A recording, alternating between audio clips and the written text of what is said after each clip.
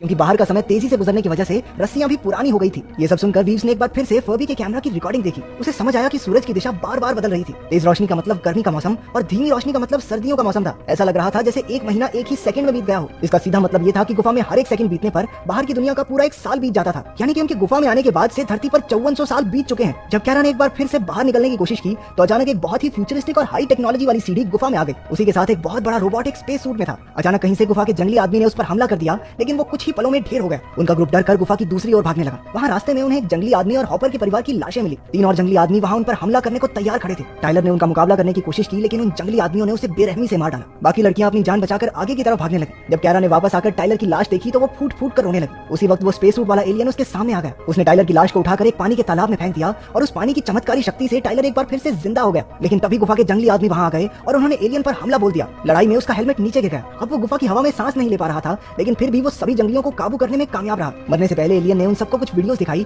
जिसमें न्यूज पर उनके गायब होने की खबरें चल रही थी। इसके 5000 साल बाद मानव जाति को बचाए रखने के लिए सभी इंसानों को किसी और प्लेनेट पर शिफ्ट होना पड़ा। अब उन सबको समझ आ चुका था कि अपनी दुनिया में वापस जाने का उनके पास कोई रास्ता नहीं है। उन्हें फैसला करना ही होगा कि उन्हें यहाँ से बाहर निकलना है या हमेशा के लिए गुफा में ही पड़े रहना है। तभी टाइलर को वहाँ हॉपर मिल गया जो बेहद बुरी हालत में था। उसे बहुत चोटें आई थी। वो एक और मोटी अदृश्य परत के बाहर पड़ा था जिसके दूसरी ओर हॉपर की बहन और उनका पूरा परिवार समय में जमा हुआ था। वो सब फाउंटेन ऑफ यूथ की तलाश में यहाँ तक पहुंचे थे। हॉपर ने उन्हें बताया कि असल में गुफा एक सिक्योरिटी सिस्टम है जो फाउंटेन ऑफ यूथ को बचाने के लिए बनाया गया था। हर एक अदृश्य परत के बाद समय की गति बिल्कुल बदल जाती है और जैसे जैसे कोई अंदर जाता है समय की गति भी धीरे होने लगती है। उन सब ने उस पानी के तालाब के जरिए जख्मी जैकी और मर चुके फर्बी को जिंदा करने की कोशिश की, लेकिन बाकी के जंगली आदमी अब भी उन पर हमला कर रहे थे। अब उनके पास बचने का कोई रास्ता नहीं था, इसलिए उन्होंने एलियन की हाईटेक सीढ़ी का इस्तेमाल करके गुफा से बाहर निकलने का फैसला किया। जैसे ही वो ऊपर पहुंचे उन्होंने देखा कि ऊपर से पानी भरना शुरू हो गया था। कैरा ने पानी से बाहर जाने की कोशिश की, लेकिन अचानक भयानक से जानवरों ने उसे दबोच लिया। बाद में पता चला कि वो असल में 5000 साल बाद के इंसानों का ही रूप थे। कुछ ही पलों बाद कैरा स्पेस सूट पहने गुफा में वापस आई और उसके साथ एक हाईटेक रस्सी थी जिसके जरिए गुफा के अंदर सभी लोगों को बाहर निकाल लिया गया। आखिरकार फर्बी, हॉपर और उसके परिवार को भी फिर से